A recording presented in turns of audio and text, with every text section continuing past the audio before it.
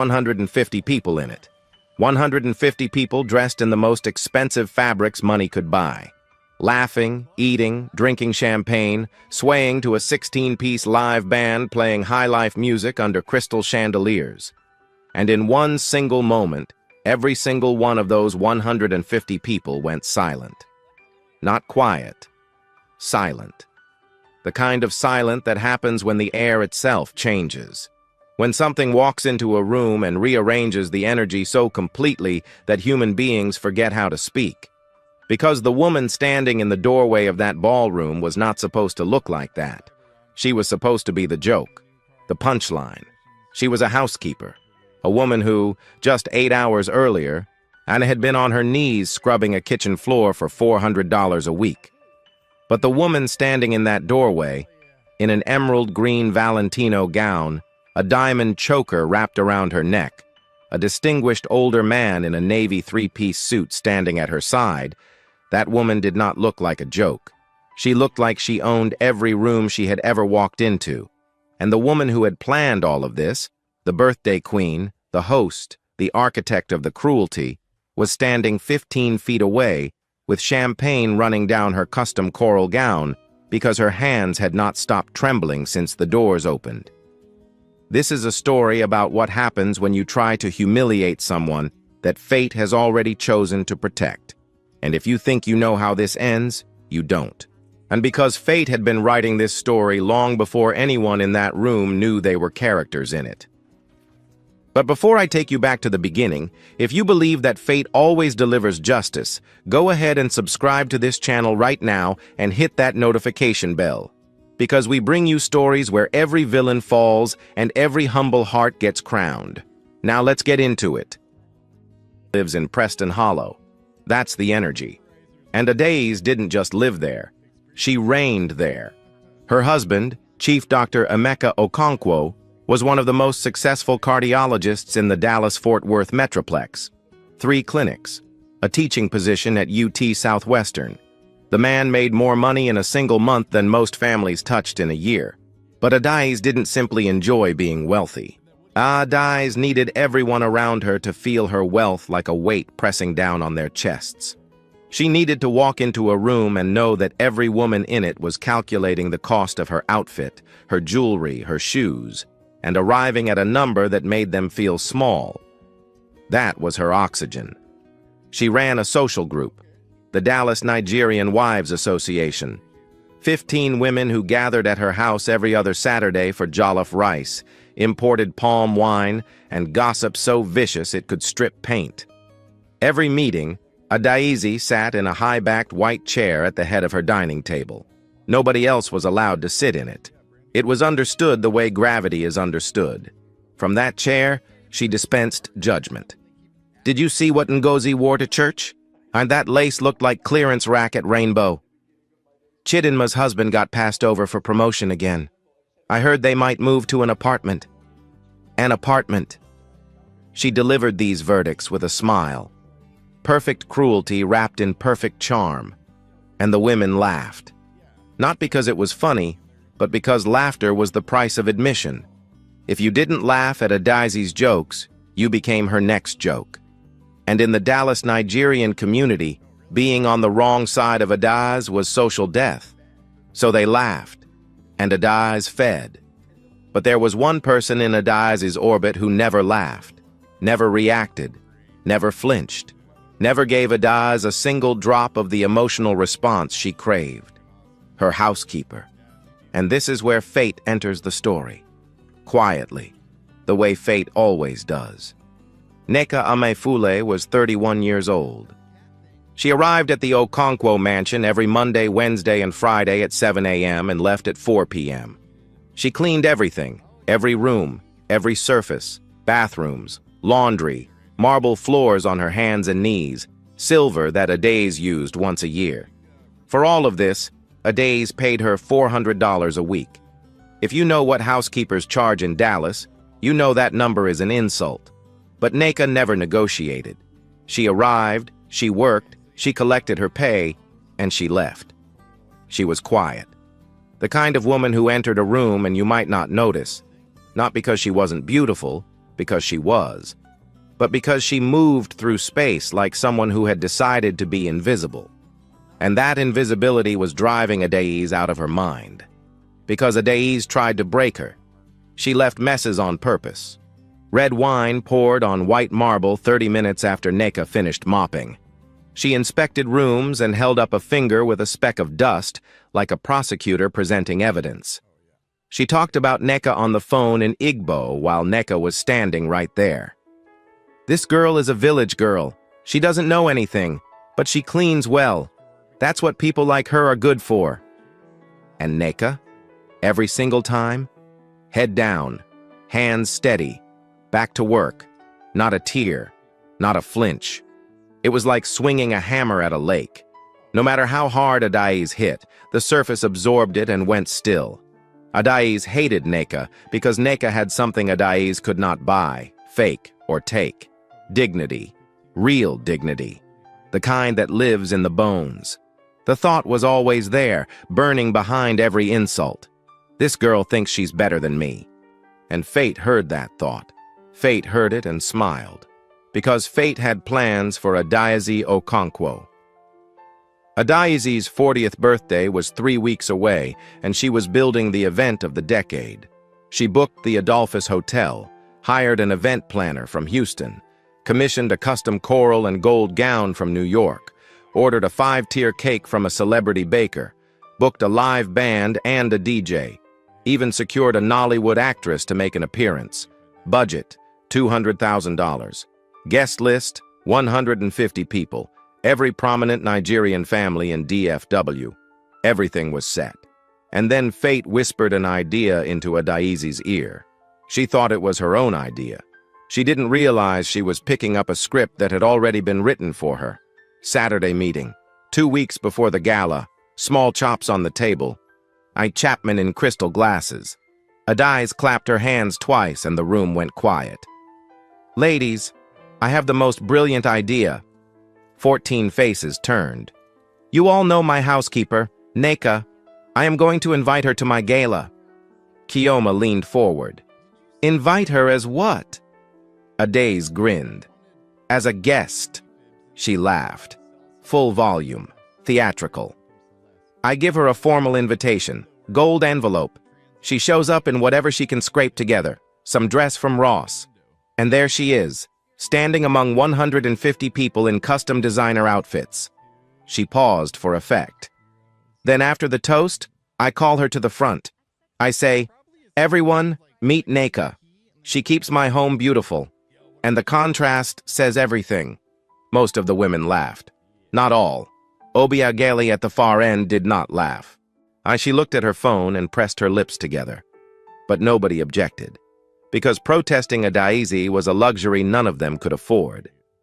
And fate watched this scene and made a very detailed note. Monday morning, 7 a.m. Neka walked up the driveway. Same t-shirt, same jeans, same sneakers. Adaize was waiting at the front door. Silk robe, coffee in one hand, gold envelope in the other.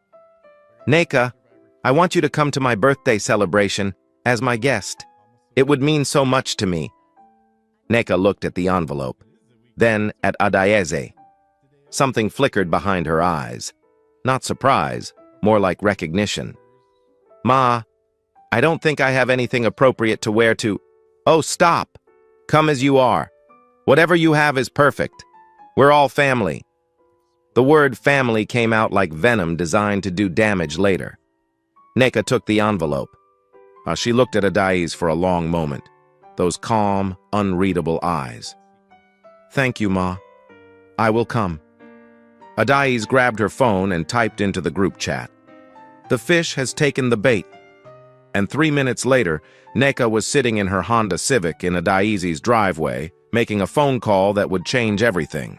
International, Nigeria, Enugu State, 2 rings. NWAM, how are you, my daughter? Daddy, I'm fine. You don't sound fine. Daddy, I think it's time.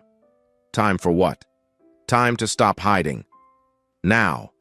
This is where everything flips. Pay close attention. because fate was about to show its hand. Nneka Amaefule came from Enugu. She cleaned houses in Dallas. She lived in a small apartment in Garland. She drove a 2016 Honda Civic. All true.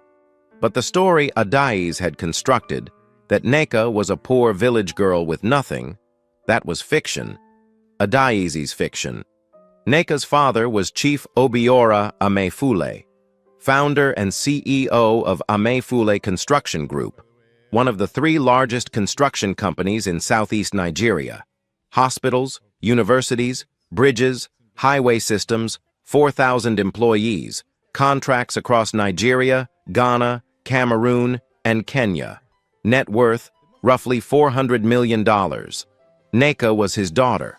Her older brother ran a tech company in Lagos and London. Her younger sister was a cardiothoracic surgeon in Abuja. So why was Chief Amaefule's daughter scrubbing Adaeze Okonkwo's kitchen floor? Because 5 years ago, fate had taken something from Nneka that she could not buy back. His name was Tobena. 6 years together. Wedding 3 months away. Our venue booked. Dress fitted. 400 guests confirmed. Then a Tuesday evening. A drive from Enugu to Onitsha. A truck. A blind curve. He was gone before the ambulance arrived. Nneka did not scream. She sat down on the floor and stopped. Stopped eating. Stopped speaking. Stopped being anything recognizable as the woman she had been. After a year, her father sat her down. Go somewhere new. Let me set you up. London, New York. I'll buy you a house. Fund any business. Nneka said, Daddy, I don't want your money. I want to work with my hands. I want to be so tired at the end of every day that I fall asleep before I can dream about him. Chief Amaefule cried, but he let her go. She came to Dallas with almost nothing. By choice. Found cleaning work. By choice. Lived simply. By choice. And every month. And her father deposited $50,000 into a Chase bank account she never touched. By the time Adais handed her that gold envelope, the account held over $2 million. But it was never about money. It was about a woman rebuilding herself from the ground up. And then Adais came along with her deliberate messes and her Igbo insults and her gold envelope full of cruelty. And fate said, enough. Not Nneka. Fate. Because Nneka would have kept going. She had survived worse than Adaeze Okonkwo. But fate operates on its own schedule. And fate had decided that Adaeze's bill was coming due. Nneka was the instrument fate had chosen to deliver it. After the phone call, things moved quickly. Chief Amaefule booked first class. Enugu to Lagos to Dallas. Arriving 2 days before the gala, Nneka called her brother Chukwuemeka. I need you to look up a name. Chief Dr. Emeka Okonkwo, cardiologist in Dallas. Check if he has any pending business with Daddy's company. Chukwuemeka called back in 40 minutes. You're not going to believe this. This man submitted a proposal 8 months ago. Partnership to build cardiac care clinics across West Africa. Lagos, Accra, Nairobi. Worth $8 to $10 million. Sitting on my desk. We haven't responded. Nneka closed her eyes. Fate had put that proposal on that desk. Fate had been arranging pieces like a chess grandmaster. Don't respond. Don't accept. Don't reject. Just hold it. Then Nneka went shopping. Not at Ross. Not at Marshall's. Highland Park Village. The most exclusive shopping center in Dallas. Emerald green Valentino gown. Haute couture. Diamond choker. Emerald drop earrings. Cartier bracelet. Jimmy Choo heels. Total, $87,000. First withdrawal from the Chase account in 3 years. Fate has a dark sense of humor. The 3 weeks between the invitation and the gala, Nneka performed flawlessly. Same time, same clothes, same quiet energy.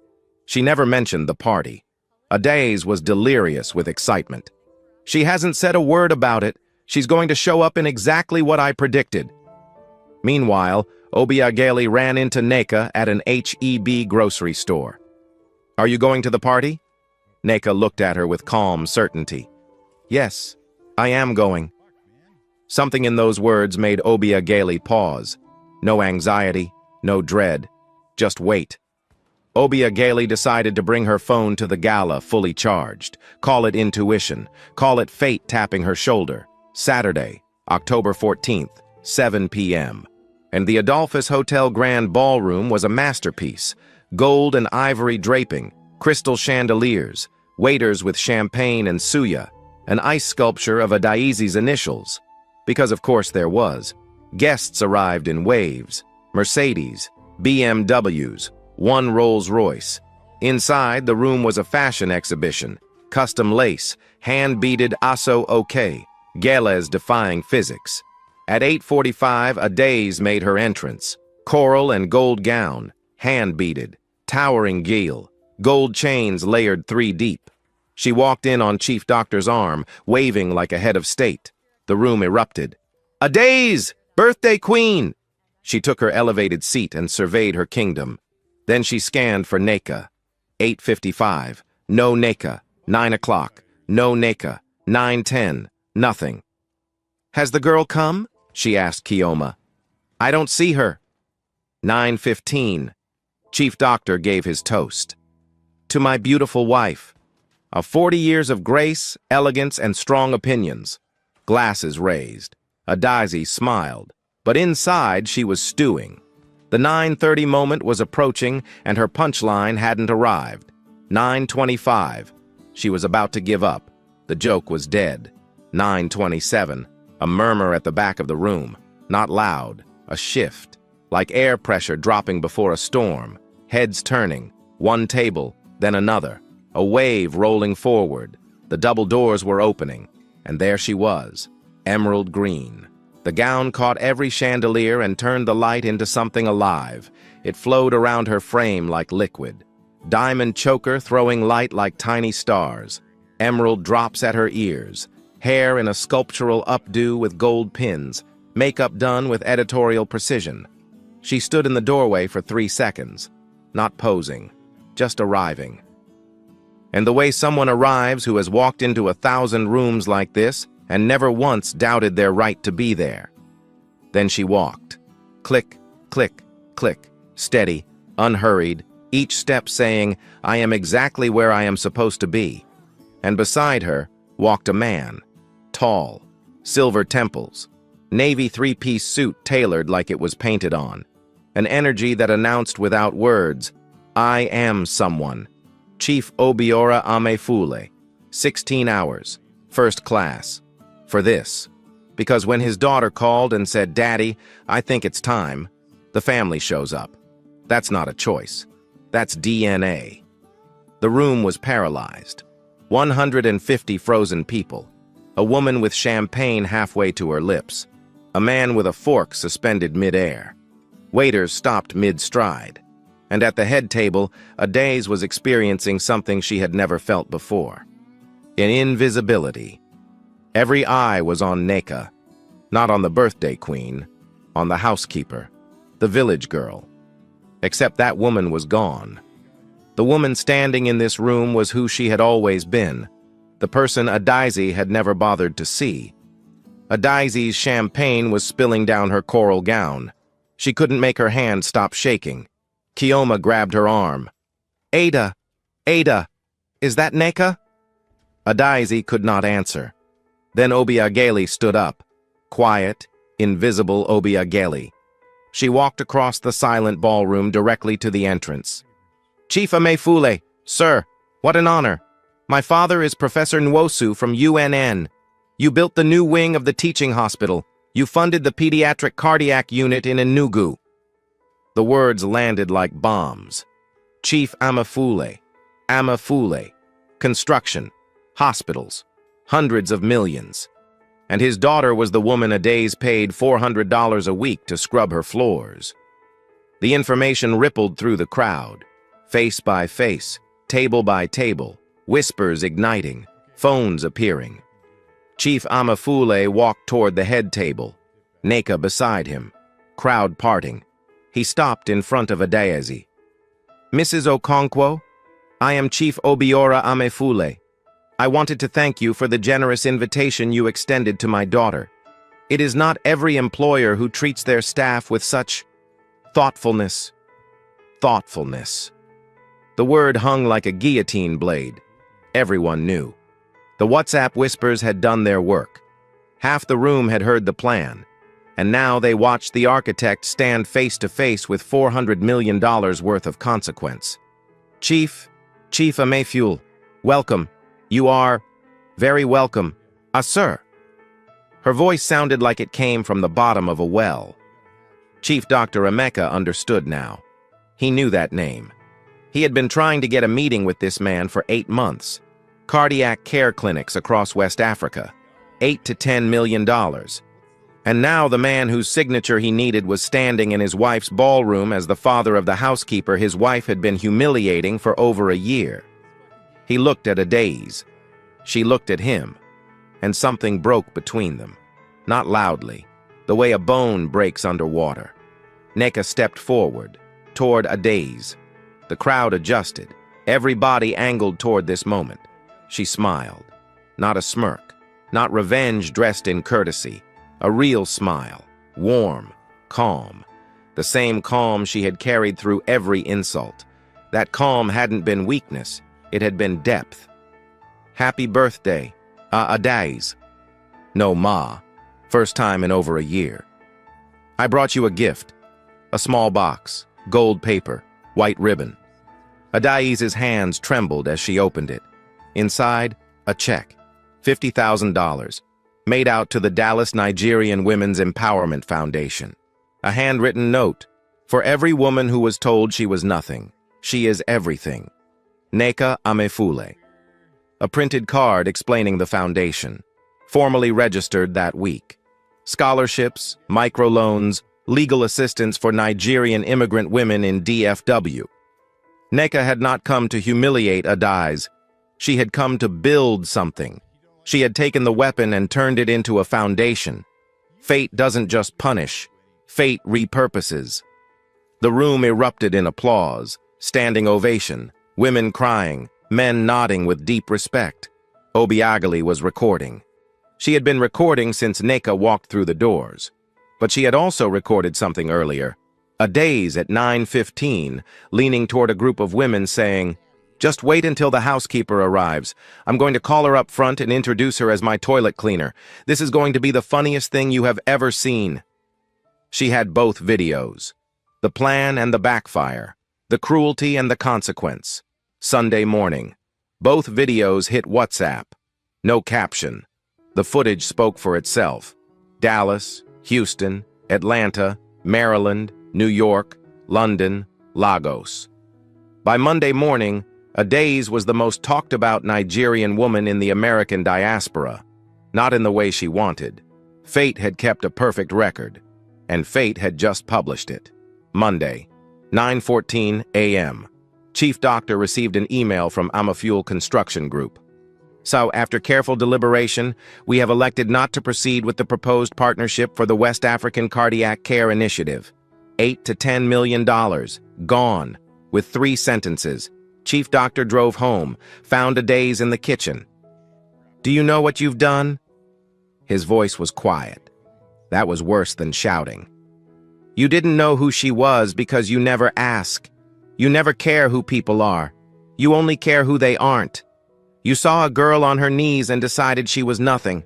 And your decision has cost this family $8 million. Emeka, please. I'm sleeping in the guest room." The door closed. Not slammed. Closed. With a soft, deliberate click. Tuesday. 2 wives left the WhatsApp group. Wednesday. 3 more. Not because they found morality, because the power equation changed. Adaze was radioactive. These women followed power.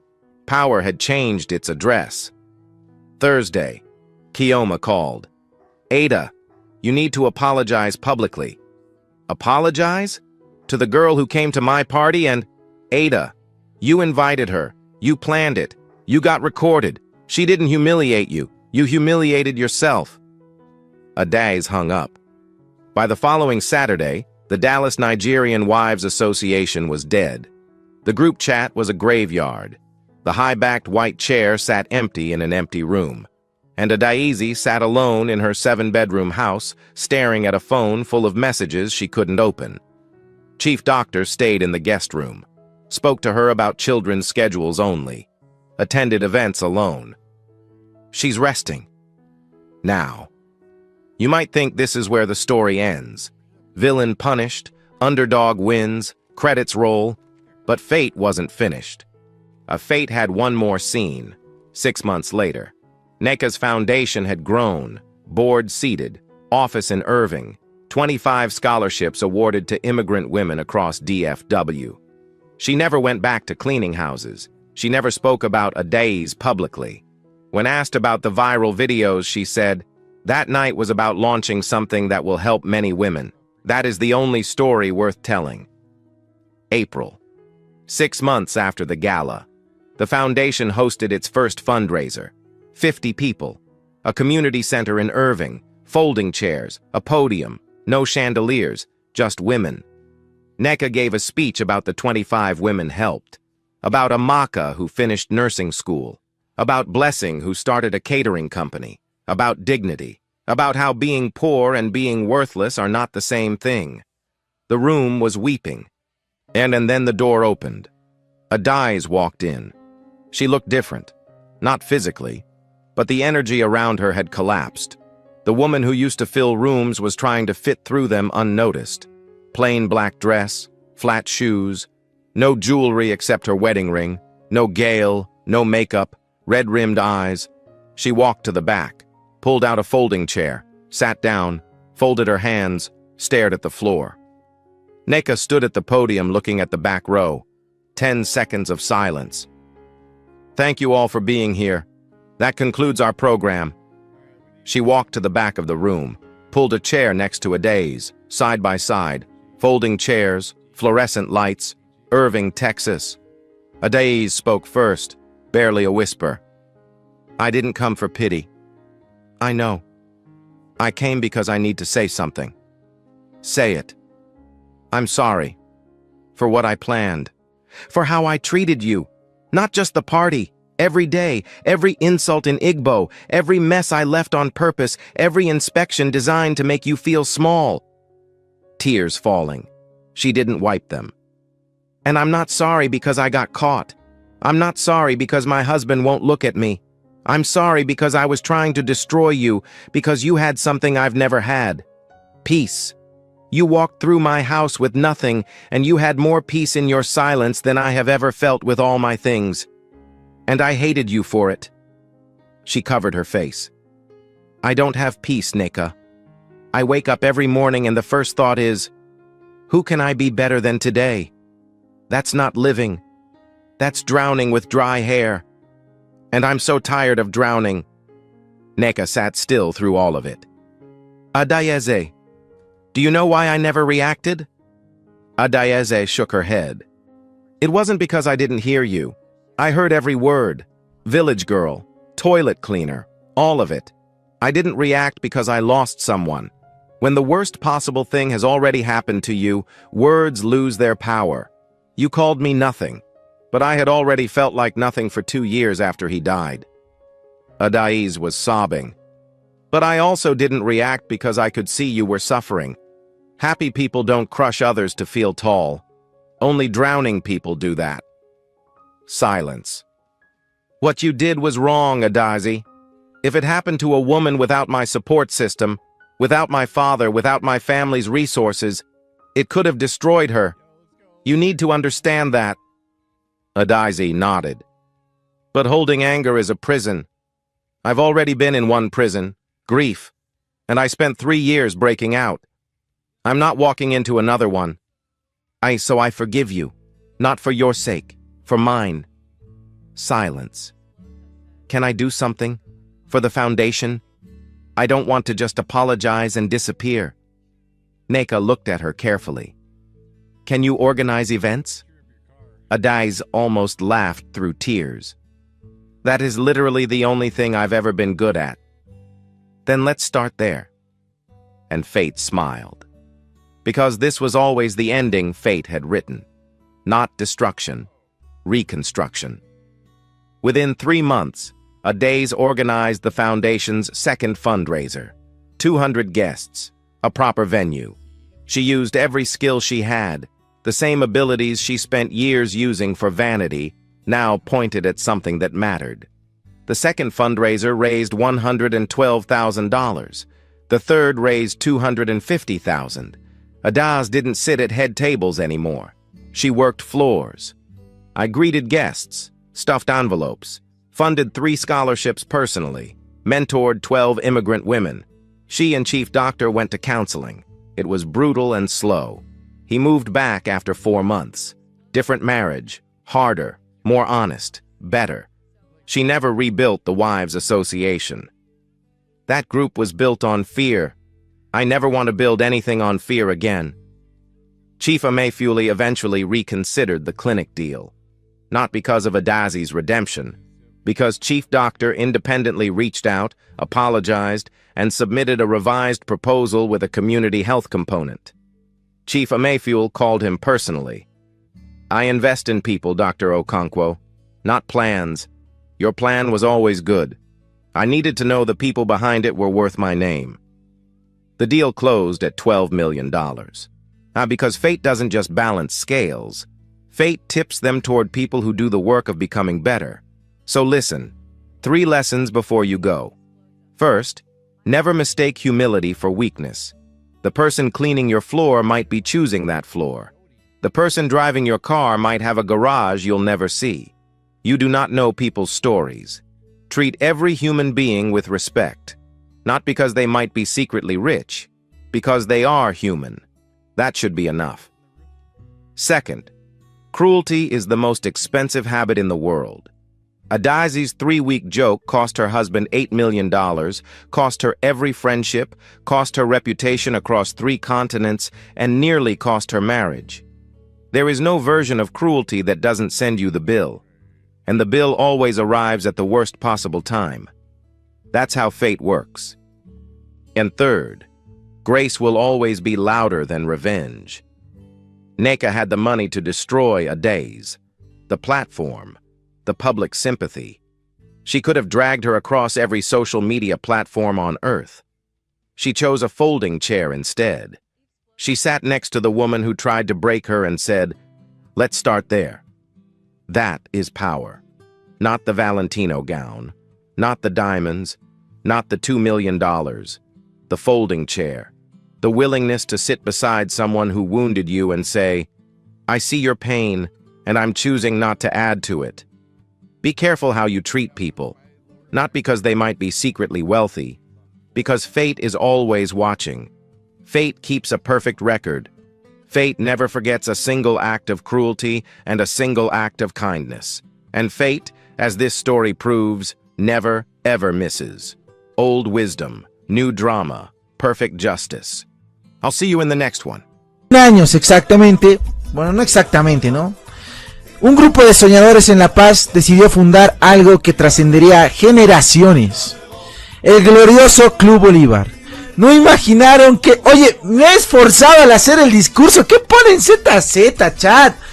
Basta, me he esforzado, se los juro que me he esforzado, bro, basta. Por favor, me he esforzado en el discurso, respétenme un poquito, chat. Bueno, igual lo voy a leer, me la chupan, la verdad. Chat, nefastos. Son unos envidiosos, ¿saben? Son unos envidiosos. ¿En qué me quedé? No imaginaron que ese nombre se convertiría en un sinónimo de grandeza, lucha y de orgullo nacional. 101 años después, Bolívar no es solo un club, es un sentimiento que se hereda, que se sufre y se celebra. Últimamente sufrimos mucho por Robato, ¿no? Es el latido de miles de hinchas que en cada victoria y en cada caída nunca abandonan, ¿verdad? No más. Porque ser celeste no es una elección, es una forma de vivir. Muy bien, qué lindo, un aplauso. Bravo, bravo. Muchachos, tremendo discurso. Buenas noches, Edito, ¿cómo estás? Por lo menos ponte tu chompita, pues un busito para leer el discurso. A ver, cállate, Gabo, ¿vos quieres ser baneado? Este discurso lo he hecho en mi cama. pensando en lo que es ser bolivarista, la verdad. Un aplauso, por favor, y con ayuda también del gran ChatGPT. Un aplauso para ChatGPT. ¿Cuál era la finalización de un ratito? Dice, que estos 101 años sean solo el comienzo de muchas más llenos de alegría. Felicidades, Academia.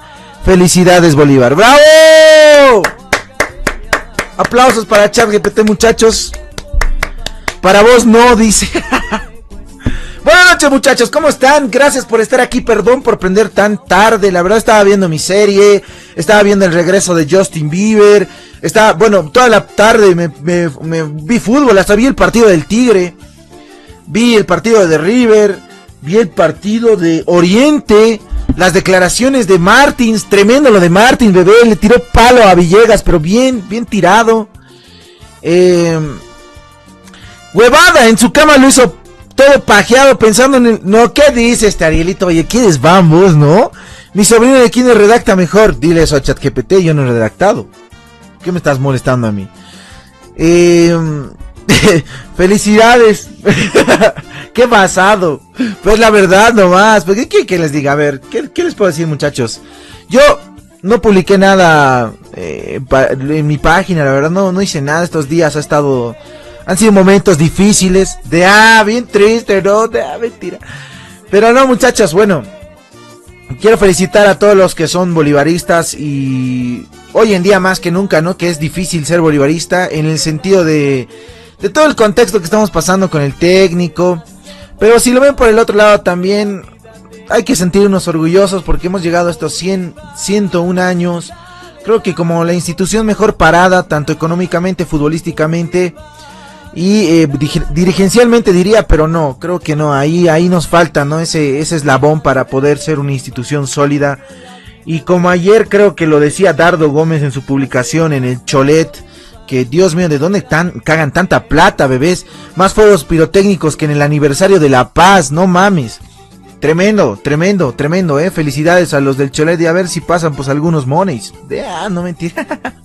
¿Qué dijo? Que el dirigente tiene que estar siempre al lado del hincha. Y eso es mucha verdad. Y no es por darle palo a Claure, porque tendrá sus funciones, las cosas que tienen que hacer. Pero creo que por esa parte que estoy... Uy, ¿qué? No, todavía no va a arrancar la fiesta, Tucán, tranquilo. y por esa parte creo que está bien, ¿no? Está bien. Y bueno, se vienen unas futuras elecciones donde el principal candidato es Dardo Gómez a seguir manejando lo que es este club tan bonito que es Bolívar, ¿no? Por detrás, obviamente, yo creo que tiene que haber gente que lo asesore. Espera, ¿mi gatita se echó pipí? No, ya, más bien. Me ha asustado, chicos, la verdad, me ha asustado. Ya saben ustedes, rayada está mi gatita últimamente, ¿no? No, ¿qué dice este Edipox? Y bueno, muchachos, nos espera, creo, un futuro grandioso. Yo lo dije, creo que esta es una oportunidad ya con el Stadium de una vez establecernos como un club de fútbol, pero serio, y fuera de ser autosostenible, que se proyecte a más, ¿me entiendes? No estancarnos en solo ser un club boliviano, sino ya empezar a soñar con, no sé, a ver, por ejemplo, la venta de butacas en el estadio, venta de marketing, merchandising, que se vaya ampliando más las sociedades, ¿me entienden? O sea, yo creo que si una cabeza maneja bien todo eso, creo que podemos despegar, ¿me entiendes? Y no estar ahí creando leyes de mierda con el gobierno, pidiendo perdón para que nos perdonen los impuestos, ¿no? Los gatos, ¿no? Entonces, creo que, o ser un club que está a punto de desaparecer, como Wilstermann, que desapareció de la liga, pero está a punto de desaparecer, pero absolutamente de todo el fútbol. O ser clubes que le están mangueando el auspicio a la UTV y chupándosela al presidente de la federación por subsistir. Entonces, creo que Bolívar es muy grande y tiene, creo que, trascender. Eso es lo que nos falta, trascender, dar ese pasito para trascender y lograr los objetivos que siempre hemos querido, ya sea una Copa Sudamericana o una Copa Libertadores, ¿no? Y siempre tiene que ir de la mano. Estos últimos años, creo que es la verdad, se han ido alejando a las generaciones bolivaristas, al hincha común, al hincha fanático, a todos los tipos de hinchas se han ido alejando del club, por justamente el mal trabajo que se ha ido realizando estos últimos años en Bolívar. ¿Qué decía Valdivia? Creo que dijo que dejó un club autosostenible. O sea, sí, no vamos a decir que no, ¿no? Económicamente creo que se dejó un club autosostenible. A ver, Solís, no pidas Gartic. Ya les he dicho qué cosa de Gartic. Hoy día es aniversario del club. Déjame hablar a ver de mi club, Solís. Igual en el grupo de WhatsApp. No, Tucán, jugaremos Gartic. No quiero dibujar huevadas. Déjame, no voy a jugar Gartic. Ya les he dicho, si quieren dibujar, agarren un cuadernito y empiezan a dibujar sus huevadas. No me vengan a molestar a mí con su Gartic. Saludos, Reyisita. ¿Cómo estás? ¿Todo bien? Gartic, temática Bolívar. No, métanse su Gartic por el poto, ya les he dicho. Y bueno, muchachos, ¿en qué estaba? Es que me enerva, muchachos, cada vez Gartic. Basta, no quiero jugar Gartic. Vayan a jugar Gartic con sus minas. Goklingo, huevadas hablas. Ya, espera, ¿qué habla este Ignacio Loza? Este Auri. Y bueno, muchachos, creo que sí, yo me quedo con eso. Este martes tenemos un partido muy importante en lo económico. Para mí, muy importante para ver qué está el club de cara a este año. Porque creo que es indispensable ganarle a ese equipo. En Copa Libertadores, obviamente por los 3 puntos y más.